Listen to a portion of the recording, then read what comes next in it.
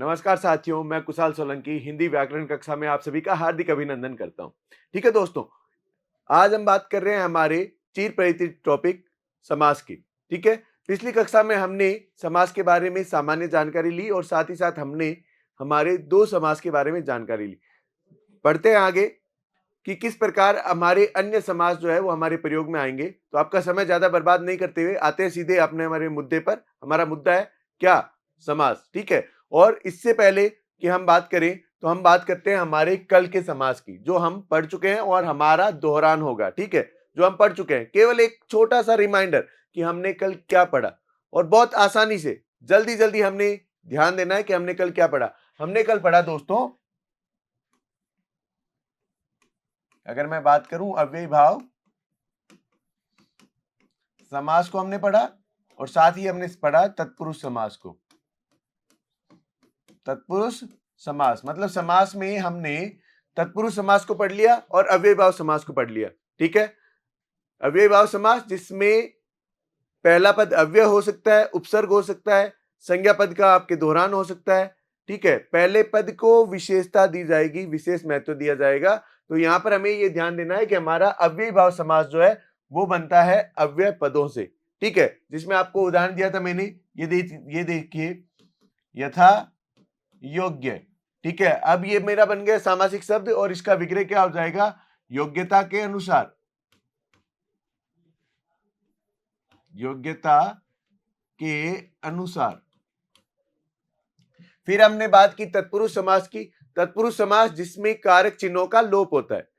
ठीक है, तत्पुरुष समास में कारक चिन्हों का लोप होता है। तो कारक चिन्हों के लोप में अगर हमने बात की तो हमारे पास में 6 कारक चिन्ह थे। उन 6 कारक चिन्हों में हमने क्या किया? उनको लोप किया और कारक चिन्ह प्रकट किए, है ना। विग्रह करने पर प्रकट हो गए और लोप करने पे क्या हो गए? वो गायब। जैसे ही हमने समास को जोड़ा, समास बनाया, सामासिक शब्द बनाया, तो वो क्या हो गए? गायब हो गए। और जैसे ही हमने क्या किया? हमने किया उसको विग्रह, समास विग्रह किया और वो प्रकट हो गए। उदाहरण देखिए, 2 उदाहरणों से आपके समझ में आ जाएगा। जैसे मैंने यहां लिख दिया राजकुमार, ठीक है, या फिर मैंने लिख दिया रेलगाड़ी। रेलगाड़ी, रेलगाड़ी, है ना, रेलगाड़ी। अब यहां पर देखो, रेलगाड़ी का क्या बन जाएगा? रेल पर चलने वाली गाड़ी। रेल पर चलती है ये। रेल का मतलब ट्रेन नहीं होता दोस्तों। ट्रेन जो है हम उसको अंग्रेजी रूपांतरण कर रहे हैं। रेल जो है वो आपको पटरी को कहते हैं। रेल जो है वो पटरी को कहते हैं। तो इसलिए जो गाड़ी पटरी पर चल रही है, इसलिए रेलगाड़ी। रेल पर चलने वाली गाड़ी पटरी पर चल रही है ना, इसलिए रेलगाड़ी।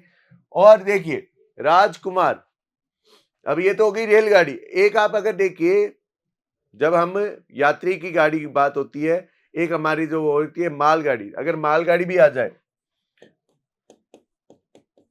अगर मालगाड़ी आ जाए तब आप क्या करोगे?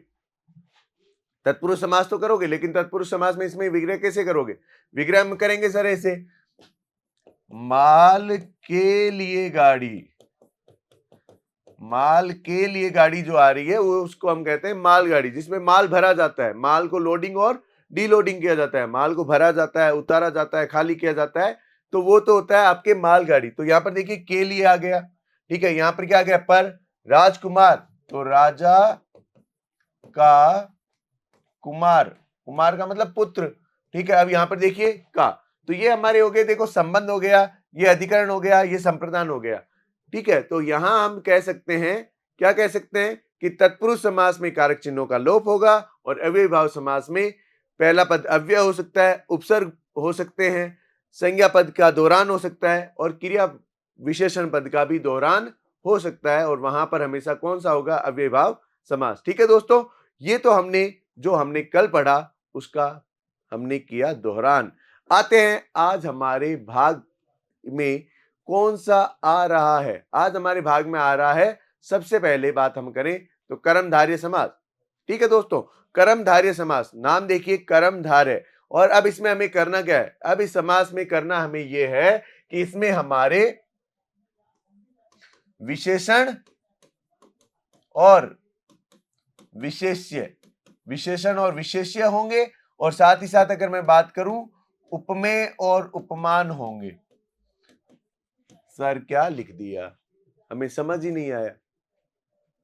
घबराओ मत ना, घबराना नहीं है। अब करना क्या है, करना यह है कि विशेषण, विशेषण मतलब संज्ञा और सर्वनाम की विशेषता बताने वाले, हम उनको क्या कहते हैं, विशेषण कहते हैं। विशेषण कहते हैं ना, संज्ञा या सर्वनाम की विशेषता बताते हैं, उनको हम कहते हैं विशेषण। और विशेष्य संज्ञा होंगे या फिर सर्वनाम होंगे, मतलब विशेषण जिसकी विशेषता बताता है। ठीक है, विशेषण जिसकी विशेषता बताता है, जैसे काला लड़का, मोटा लड़का, मोटा लड़का, है ना। तो ये क्या हो गई, ये विशेषता हो गई। छोटा, नाटा, ये विशेषता है। तो एक तो हम यहां पर बात करेंगे कि हमारे कर्मधारय समास में पहला पद जो होगा वो होगा विशेषण, पहला पद होगा विशेषण और दूसरा होगा विशेष्य। ठीक है, दूसरा होगा क्या, विशेष्य। विशेष्य का मतलब जिसकी विशेषता बताई जाए, विशेष्य का मतलब जिसकी विशेषता बताई जाए, जिसकी विशेषता बताई जाती है उसको हम कहते हैं विशेष्य। ठीक है, अब यहां पर देखिए उपमेय और उपमान भी लिखा है। उपमा नहीं है, उपमा अलंकार भी होता है और उपमा आपके खाने वाला, लेकिन खाने वाले की बात नहीं हो रही है यहाँ, उपमा अलंकार के तत्वों की बात हो रही है। उपमा अलंकार में तत्व आते हैं उपमेय और उपमान। दोस्तों घबराना नहीं है, इनको भी बस यही याद रखना है। क्या याद रखना है, उपमेय जिसकी तुलना की जाए, उपमेय मतलब जिसकी तुलना की जाए, जिसकी तुलना की जाए, उपमेय जिसकी तुलना की जाए, उपमान जिससे तुलना की जाए। उपमेय जिसकी तुलना की जाए, उपमान जिससे तुलना की जाए। जैसे एग्जाम्पल के तौर पे देखिए, जैसे मैंने बोल दिया चांद सा रोशन चेहरा, चांद सा रोशन चेहरा, हम बोलते हैं ना चांद सा रोशन चेहरा, हाँ, बालों का रंग सुनहरा, है ना, नहीं गाना नहीं, चांद सा रोशन। अब यहां पर देखिए चेहरे, तुलना मैं किसकी कर रहा हूं, तुलना मैं कर रहा हूं चेहरे की, तुलना मैं किसकी कर रहा हूं, चेहरे की। तुलना किसकी कर रहा हूं, चांद सा रोशन चेहरा, किसकी तुलना की, चेहरे की। किससे तुलना की, किससे तुलना की सर, चांद से। तुलना किससे की, चांद से। तो अब यहां पर आप लोगों को यह समझना है कि अगर चेहरे और चांद के बारे में मैं बात करूं तो उपमेय, उपमेय मतलब जिसकी तुलना की जाए, जिसकी तुलना की जाए वो तो क्या होगा, उपमेय। जिसकी तुलना की जाए वो क्या होगा, उपमेय होगा। और जिससे तुलना की जाए वो हमारा क्या होगा, उपमान। बात आ गई समझ में। ठीक है, तो कर्मधारय समास में क्या होगा, पहला पद विशेषण हो सकता है और बाद में आना पद वाला पद है वो क्या होगा, वो विशेष्य होगा। पहला पद उपमेय हो सकता है और बाद में आने वाला पद उपमान हो सकता है। ठीक है, अब ये तो होगी इसकी परिभाषा, जिस समास में पहला पद विशेषण हो और उसके बाद में विशेष्य आता हो, या फिर जिसका पहला पद उपमेय हो और उसके बाद में उपमान आता हो। और विग्रह करने पर, विग्रह करने पर दोस्तों है जो शब्द सबसे पहले पकड़े, है जो, विग्रह करने पर क्या आएगा, है जो। विग्रह करने पर दूसरा अगर इसमें मैं बताऊं तो आपके आ जाएगा के समान। और तीसरा अगर मैं बताऊं तो रूपी। मतलब इसमें विग्रह करने पर तीन चीजें आ सकती है, पहला है जो, दूसरा अगर मैं बात करूं तो के समान, और तीसरा अगर मैं बात करूं तो वहां पर आपके आ जाएगा रूपी। ठीक है, बात आ गई समझ में, आ गई ना। के समान आ सकता है जो शब्द आएगा, या फिर रूपी, मतलब तीनों में से कुछ भी ना कुछ जरूर आएगा। ठीक है, या तो मैं दोनों को बराबर कर रहा हूं, अगर मैं बराबर कर रहा हूं तो वहां पर क्या होगा, बराबर कर रहा हूं तो सीधी सी बात है वहां हो जाएगा के समान। ठीक है, अगर मैं जैसे इस तरह से बोल रहा हूं, जैसे एक शब्द है, मान लीजिए यहां मैं शब्द लिख रहा हूं काली मिर्च, काली मिर्च। अब ये देखो काली क्या है, काली क्या है, विशेषण, काली क्या है, विशेषण। और मिर्च क्या है, विशेष्य। मिर्च क्या है, विशेष्य। किसकी विशेषता बताई जा रही है, जल्दी बताओ, मिर्च की। मिर्च की क्या विशेषता है, सर काली है। मिर्च की क्या विशेषता है, काली है। तो काली है जो मिर्च, इसका विग्रह क्या बनेगा, काली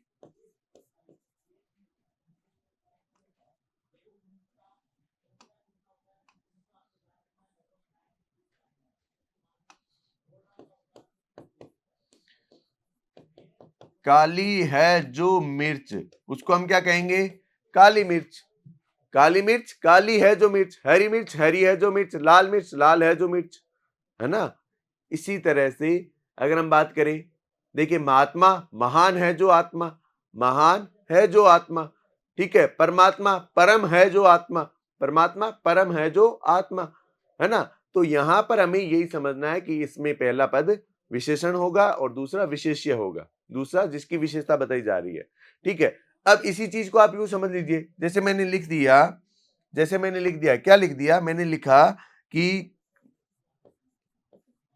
कमल नयन, ठीक है, कमल नयन, ठीक है। तो अब यहां पर मैं बोलूंगा कमल के समान नयन, कमल के समान नयन, मतलब अब यहां पर मेरे पास में जो मैंने आपको दूसरा शब्द बताया था के समान, वो आ गया।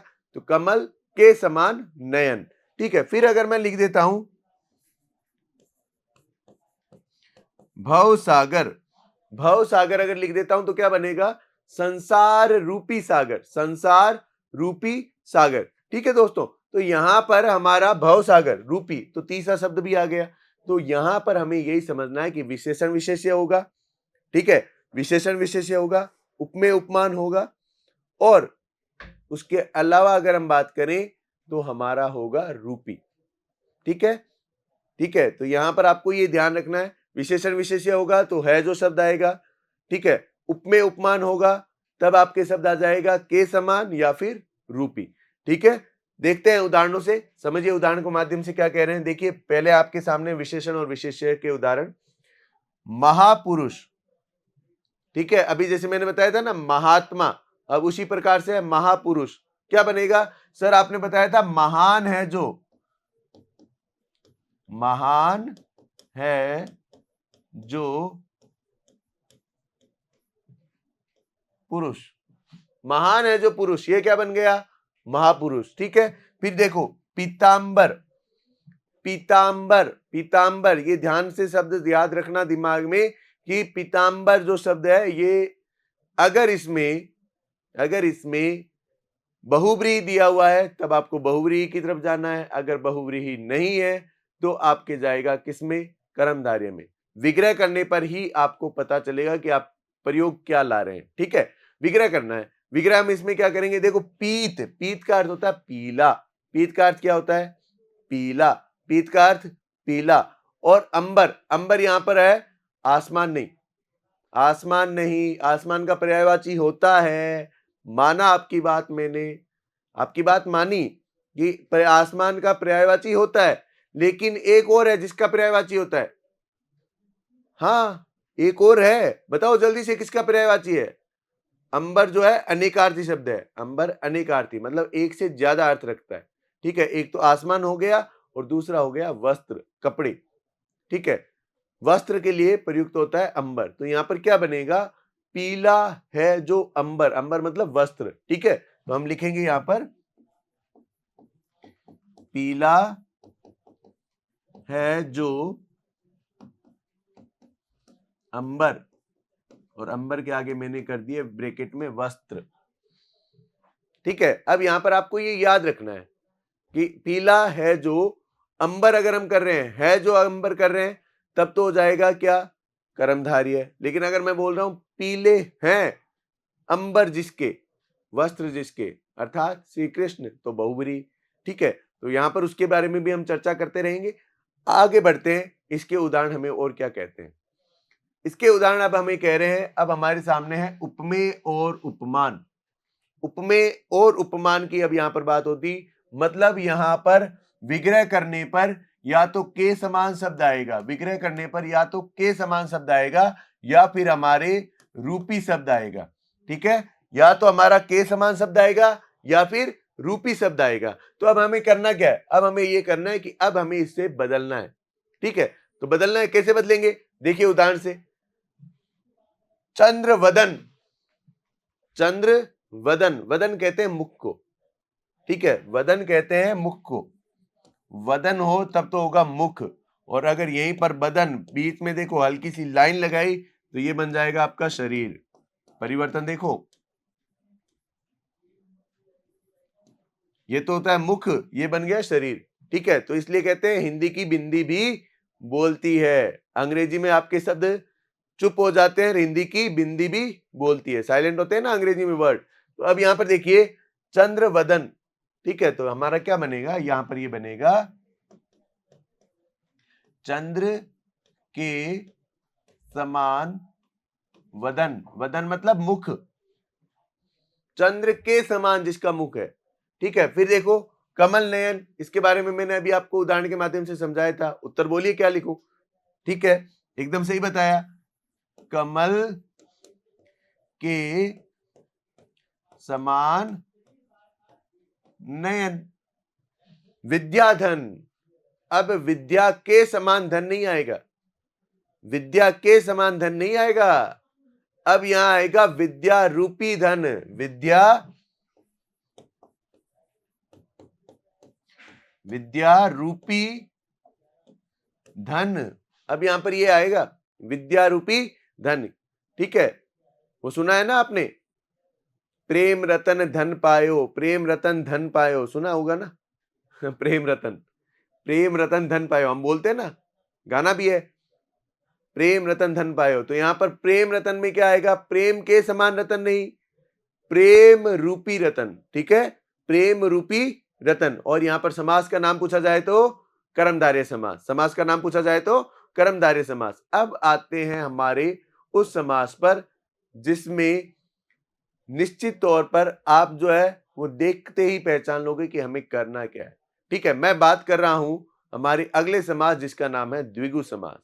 द्विगु समास, द्विगु समास जिसका मतलब ये हुआ जिसका पहला पद संख्यावाची होगा, पहला पद संख्या होगा, ठीक है, जैसे 1 2 3 4 5 6 7 8 9 10, पहला पद क्या होगी, संख्या होगी, तो तुरंत पहचान में आ जाएगा। मैंने अभी आपको कहा ना कि आपको बस केवल और केवल उसमें ध्यान देना है कौन सी संख्या पूछी गई है, ठीक है। और यहां पर आपको एक और विशेष जानकारी देता हूं कि जब हम द्विगु समास की बात करते हैं तो ये जो शब्द लिखा हुआ है, ये जो शब्द लिखा हुआ है द्विगु, ठीक है, इसमें भी वही समास है जो हम पढ़ रहे हैं, इसमें भी वही समास है जो हम पढ़ रहे हैं। मतलब कहने का अर्थ है ये समास का उदाहरण भी है और समास का नाम भी है समास का उदाहरण भी और समास का नाम है। ये कैसे हो सकता है, अरे बेटा होगा, अभी बता रहा हूं, अभी बता रहा हूं कि इसमें दोनों पद जो हैं उनके अलग अलग अर्थ हैं, ठीक है। तो यहां पर देखिए पहले आते हैं परिभाषा पर। परिभाषा क्या कहती है हमारी, जिस समास का पहला पद, जिस समास का पहला पद क्या हो, संख्यावाची हो, जिस समास का पहला पद क्या होगा, संख्यावाची होगा, ठीक है, संख्यावाची होगा, और विग्रह करने पर, विग्रह करने पर वह संख्या प्रकट होगी, ठीक है। और साथ ही साथ अगर हम कहें तो इसमें जो शब्द प्रयुक्त होंगे वो होंगे समूह या फिर आपके समाहार, समूह शब्द आ सकता है या फिर समाहार शब्द आ सकता है, ठीक है दोस्तों। तो यहां पर देखिए कुछ आपके सामने उदाहरण है, लेकिन मैं बात करूंगा उन्हीं उदाहरणों के माध्यम से जिसमें आप और अधिक समझ सके, और मैं चर्चा करूंगा 1 से 10 तक के सारे उदाहरणों की, ठीक है। पहले इन उदाहरणों को देखिए, नवरत्न, नवरत्न, नव मतलब, नव मतलब, नव मतलब नौ, नौ मतलब नौ, ठीक है, नौ रत्नों का समूह, नौ रत्न है उनको मिला दिया तो क्या बन गया, नवरत्न। अब देखिए सप्ताह, सप्ताह, ठीक है, तो ये क्या बनेगा, सप्त, सप्त का अर्थ होता है सात, सप्त का मतलब सात, ठीक है, सप्त। अहन, अहन यहां पर होता है, अहन जो शब्द है इसका अर्थ होता है दिन, सप्त दिन, 7 दिनों का समूह, ठीक है। अब मैं बात करूंगा आपके सामने 1 से 10 तक के उदाहरण कि किस प्रकार हमारे 1 से 10 तक के उदाहरण बनते हैं, आपको यह समझना है, ठीक है। देखिए सबसे पहले अगर हम बात करें तो आप देखिए लिखेंगे एकांकी, ठीक है, क्या लिखेंगे, एकांकी, एकाकी नहीं लिखना, एकाकी नहीं लिखना, एकाकी का मतलब होता है अकेला, एकांकी, एकांकी मतलब जिसमें एक अंक हो, एक अंक वाली। मतलब जब नाटक या हिंदी में अगर हम कहानियों की ओर की रचना करते हैं तो उसमें एकांकी मतलब जिसमें एक ही पार्ट लिया जाए उसको हम कहते हैं एकांकी। फिर देखिए दुपहिया, ठीक है, तो ये बन जाएगा दो पहियों का समूह, ठीक है। फिर इसके बाद में अगर हम बात करें, देखिए त्रिभुज, ठीक है, तो ये बन जाएगा तीन भुजाओं का समाहार, ठीक है। फिर अगर हम बात करें चौराहा, ठीक है, चौराहा चार राहों का समाहार। अब यहां पर समाहार का अर्थ होता है मिलना, तो आप ये देखिए इस तरह से चौराहा होता है, ये मिल जाता है, ठीक है। फिर इसके बाद देखिए 5 में पंचवटी, 5 वटों का समूह। 6 पे अगर बात करें तो षणमास, 6 मास का समय, यहां पर आ जाएगा समय, समूह नहीं आएगा, ठीक है। फिर इसके बाद में 7 पे आपके सप्ताह यही था, ठीक है। 8 पे अगर हम बात करें अष्टभुज, 8 भुजाओं का समूह, 8 भुजाओं का समूह। 9 पे देखिए नवरात्र, 9 रातों का समूह, ठीक है। फिर देखिए 10 पे कौन सा आएगा, 10 पे आपका आएगा दशक, 10 वर्षों का समूह। फिर और कौन सा शब्द आएगा, शब्द आपके आ सकता है शतक, शतक में दो चीजें आएगी, 100 रनों का समूह है या फिर स्लेश लग जाएगा 100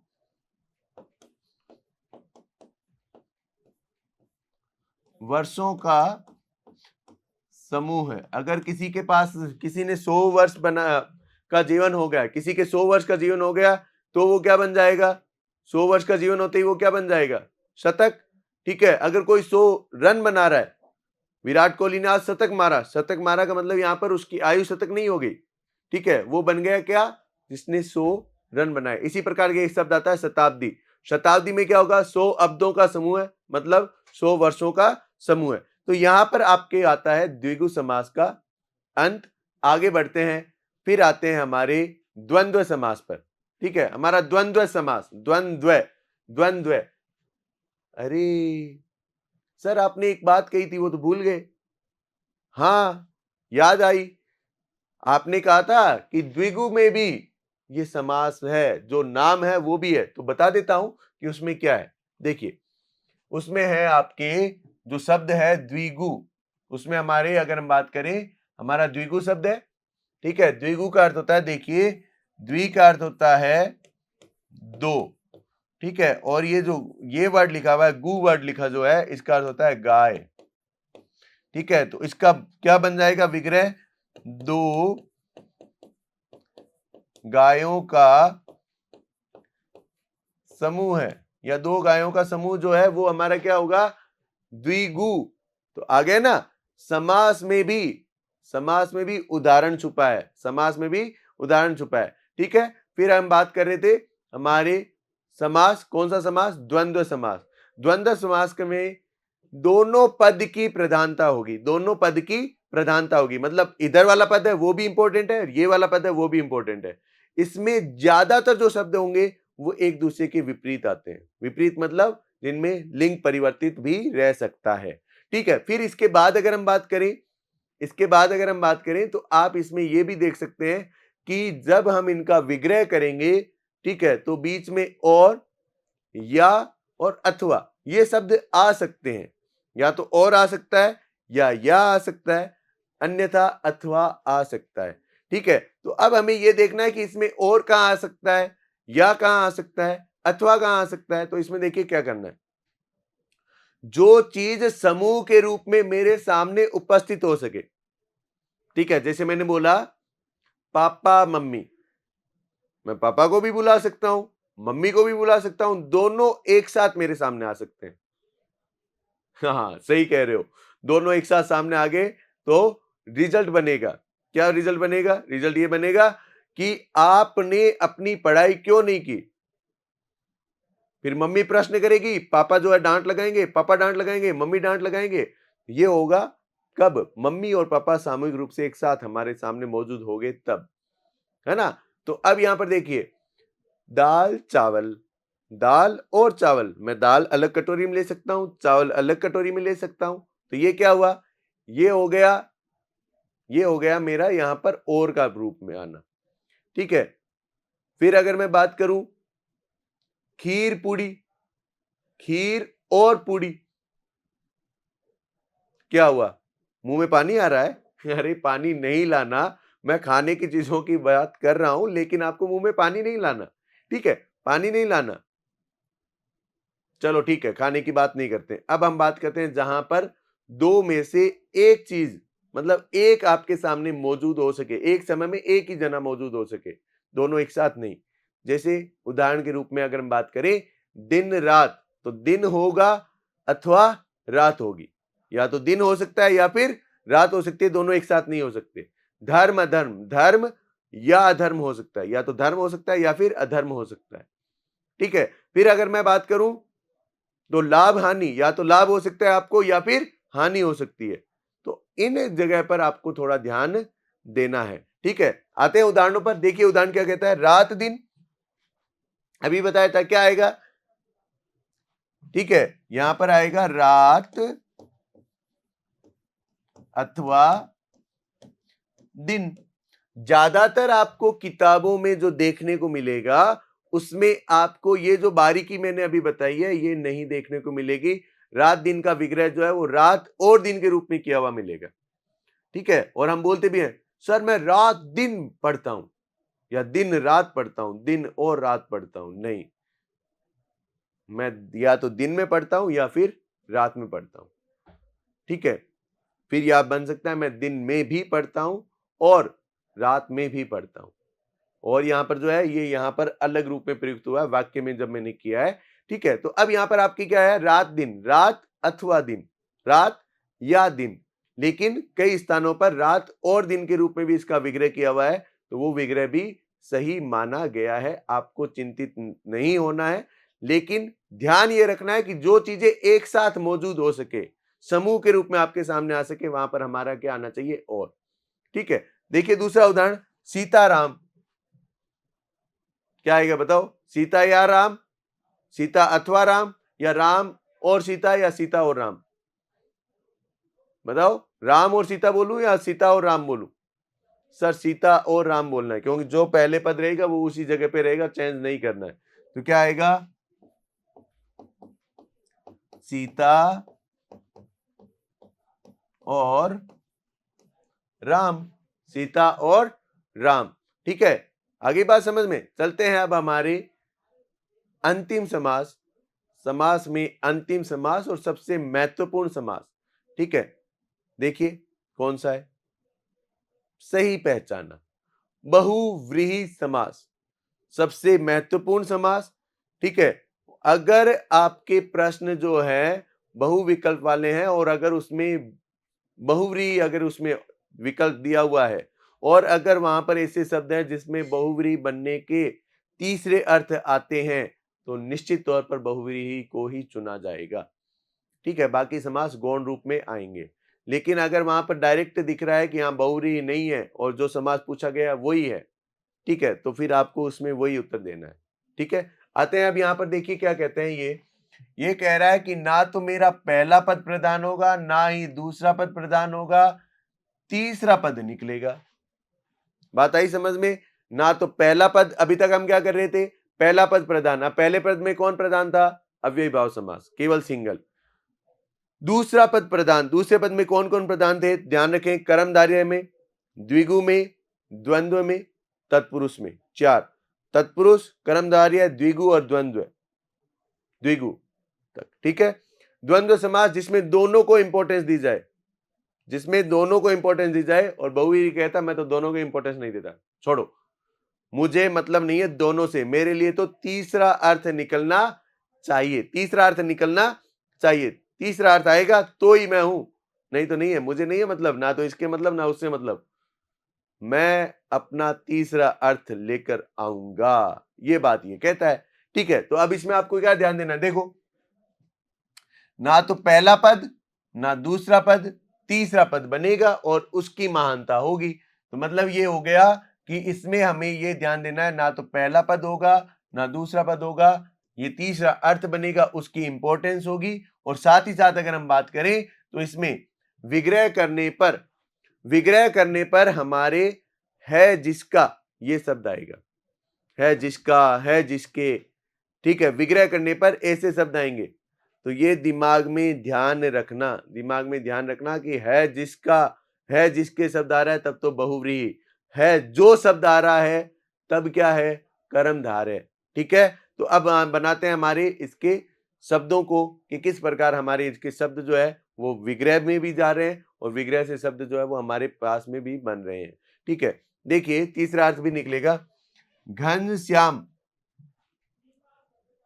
ठीक है, घनश्याम। तो अब इसमें देखिए, घनश्याम हम किसे कहते हैं, कृष्ण को, है ना। घनश्याम किसे कहते हैं, कृष्ण को। तो यहां पर कृष्ण को भी कहते हैं, बादलों को भी कहते हैं। ठीक है। तो यहां पर हमें यही उत्तर आएगा, क्या आएगा, घन के समान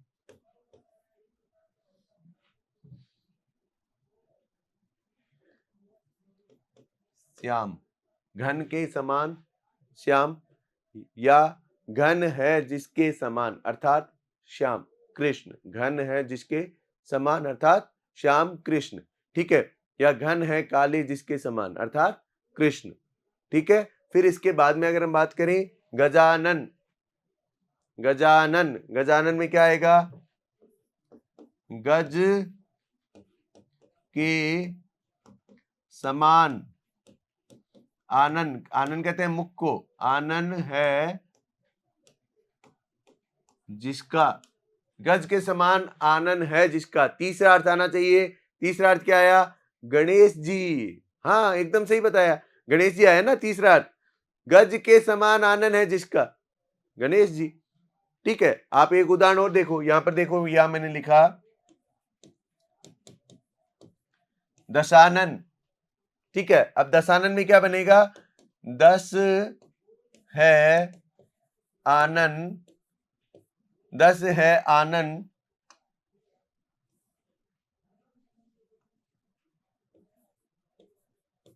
जिसके, अर्थात तीसरा अर्थ आना चाहिए, मैं बार बार कह रहा हूं, ये शब्द लिखना भी है, अर्थात रावण, रूड हो जाता है। फिर इसी प्रकार से शूल पानी, पानी का अर्थ यहां पर पीने वाला नहीं, वो पानी होता है, पानी, पानी बोल रहा हूं मैं, पानी, पानी, पानी। ठीक है। तो इसका अर्थ होता है हाथ, शूल पानी, शूल है हाथों में जिसके, अर्थात कौन, शिव, है ना। भगवान शिव के हाथों में त्रिशूल है, तो शूल है हाथों में जिसके अर्थात भगवान शिव। तीसरा अर्थ आ गया, तो तीसरा अर्थ आना जरूरी है, तीसरा अर्थ आ गया तो वहां पर आपके कौन सा हो जाएगा, बहुव्रीहि। ठीक है। फिर देखिए उदाहरणों के माध्यम से हम इनको समझते हैं। उदाहरण है अब आपके सामने, निम्न शब्दों का विग्रह करते हुए समास के नाम बताइए। अब इसमें आपको जो जो समास हमने अभी पढ़े हैं उनके विग्रह करने हैं और समास का नाम भी बताना है। देखिए यथाशक्ति, तो जब हम इसका विग्रह करेंगे तो ये बनेगा शक्ति के अनुसार, शक्ति के अनुसार। ठीक है। तो ये कौन सा हो गया मेरा, ये हो गया मेरा अव्ययी भाव। समास का नाम क्या बना, अव्ययी भाव। समास का नाम क्या बना? अव्ययी भाव। दशानन अभी आपसे बताया था, क्या बनेगा? 10 है आनन जिसके, और कौन है वो? अर्थात रावण। समास का नाम बहुव्रीहि। समास का नाम बहुव्रीहि। एकदम सही बता रहे हैं, बहुत अच्छे से उत्तर दे रहे हैं। तो इसका मतलब ये हुआ कि आपको समास जो है वो बहुत अच्छे से समझ आ गया। आते हैं अगले उदाहरण पर। अगला उदाहरण देखिए क्या है। भला बुरा। मैंने उसको बहुत भला बुरा कहा। मैंने उसको बहुत भला बुरा कहा। तो अब यहां पर क्या होगा? क्या होगा बताइए? इसमें होगा भला या बुरा। ठीक है भाई, अगर हम किसी की बुराई कर रहे हैं, किसी को डांट रहे हैं, तो हम उसको ये तो नहीं कहेंगे तुम बहुत अच्छे हो, नहीं कहेंगे ना। मतलब जब मैं डांट रहा हूं तो मैं केवल और केवल उसकी बुराइयों की बात करूंगा, उसकी गलतियों की बात करूंगा। ठीक है, मैं ये नहीं कहूंगा भला और बुरा, नहीं, भला या बुरा। मैंने या तो उसके बारे में भला बोला या फिर उसके बारे में बुरा बोला। ठीक है, तो यहां पर भला या बुरा, और समास का नाम हो जाएगा आपके द्वंद्व समास। द्वंद्व। ठीक है, ये इस तरह से भी आप लिख सकते हैं, देखिए समझने के लिए। द्वंद्व। ठीक है, द्वंद्व समास। फिर इसके बाद अगर हम बात करें, हमारा है नवरत्न, जो अभी उदाहरण हमने देखा। इस नवरत्न में क्या होगा? 9 रत्नों का,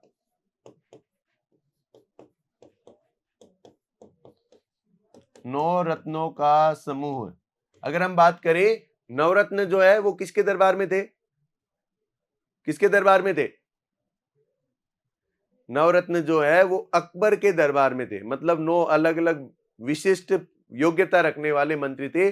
उनको अकबर ने अपने नाइन जम, मतलब नाइम जम बोले, उनको 9 रत्न बोले।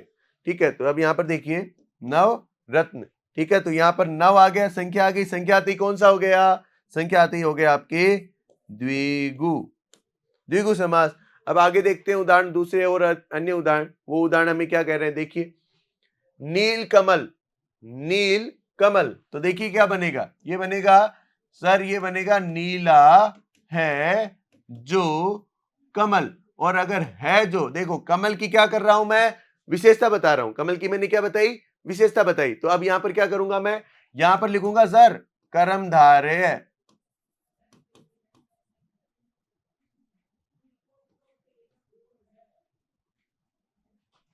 कर्मधारय समास लिखा। फिर इसके बाद देखिए आमरण। आमरण, तो क्या बनेगा? इसका बनेगा मरने तक। ठीक है, और ये है हमारा उपसर्ग। और उपसर्ग वाला किस में आएगा? उपसर्ग वाला किस में आएगा? अव्ययी भाव में। तो यहां पर क्या बनेगा? उत्तर बनेगा मेरा अव्ययी भाव। ठीक है, फिर देखिए चंद्रमौली। चंद्रमौली। ठीक है, तो यहां पर देखिए क्या बनेगा? विग्रह। चंद्र है मौली पर जिसके, मौली का अर्थ होता है ऊपरी भाग, जटाएं। ठीक है, तो चंद्र है मौली पर जिसके, जिसने अपने सिर पर चंद्र को धारण कर रखा। किसने? मैंने नहीं, बताओ किसने? हाँ, उत्तर एकदम सही। उत्तर क्या आया? उत्तर आया हमारा बहुव्रीहि समास। बहुव्रीहि समास। और यहां पर तीसरा अर्थ क्या बनेगा? अर्थात महादेव, भगवान शिव। भगवान शिव ने धारण कर रखा है ना चंद्र को, है ना। आगे देखिए उदाहरण। अगला उदाहरण हमारा क्या कह रहा है? अगला उदाहरण कह रहा है इच्छा अनुसार। इच्छा अनुसार, तो देखिए क्या बनेगा? ये बनेगा विग्रह। सर ये तो बनेगा इच्छा के अनुसार। इच्छा के अनुसार। ठीक है, तो यहां पर ये क्या बन जाएगा?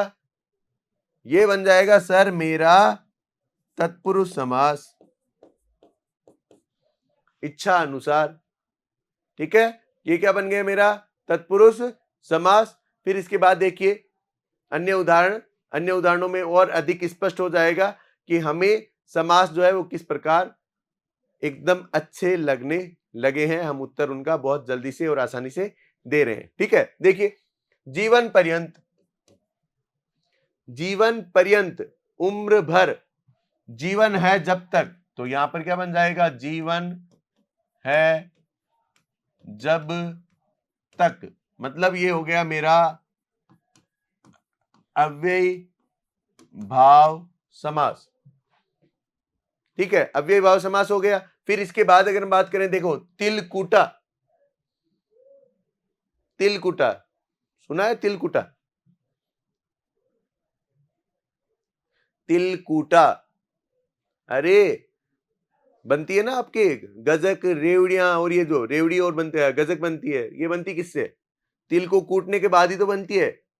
ठीक है, तो तिलकुटा बन जाएगा, ये बनाओ, तिल है जो कूटा हुआ, तिल है जो कूटा हुआ, है जो आ गया तो कर्मधारय है। बहुत बढ़िया।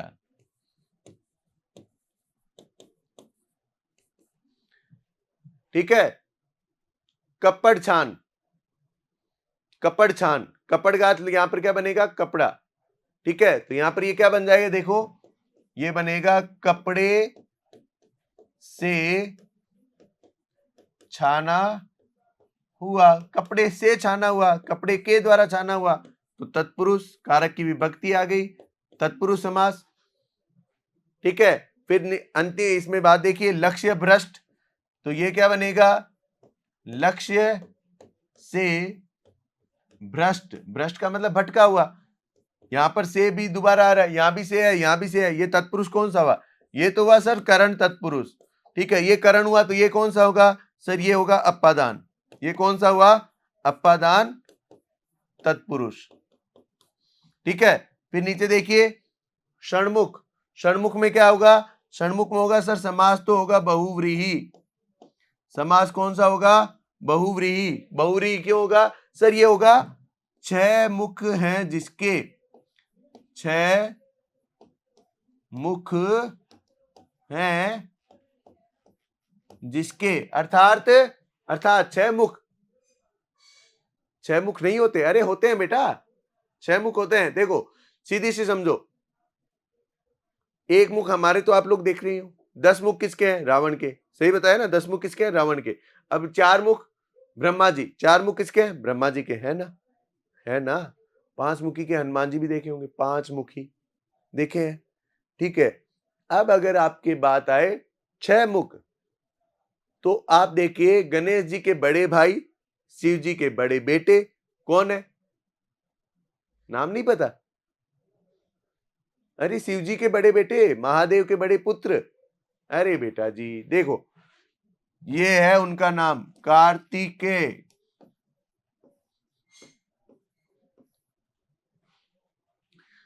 शिव जी के बड़े पुत्र का नाम कार्तिकेय, जिनके 6 मुख हैं, जिनके 6 मुख हैं। तो यहां पर जब 6 मुख की बात आए तब आपके कौन आएगा, कार्तिकेय, तो तीसरा अर्थ भी आता है, तो हमें ये भी ध्यान देना है। ठीक है दोस्तों, तो इसी के साथ में आज हमारी कक्षा जो है वो यही समाप्त होती है, और इस कक्षा की समाप्ति के साथ भी आपके समास भी यही समाप्त होते हैं। उम्मीद है दोस्तों आपने इसे बहुत बेहतरीन ढंग से समझा है, और समास से संबंधित सारे प्रश्न जो है वो आप बहुत आसानी से करने लग जाओगे। समास और समास विग्रह अब आपके लिए चुटकी बजाने में भी हल होने वाला काम होगा। ठीक है दोस्तों, अब मिलते हैं अगली कक्षा में एक नए हिंदी व्याकरण के नए टॉपिक के साथ में। तब तक के लिए जय हिंद, जय भारत,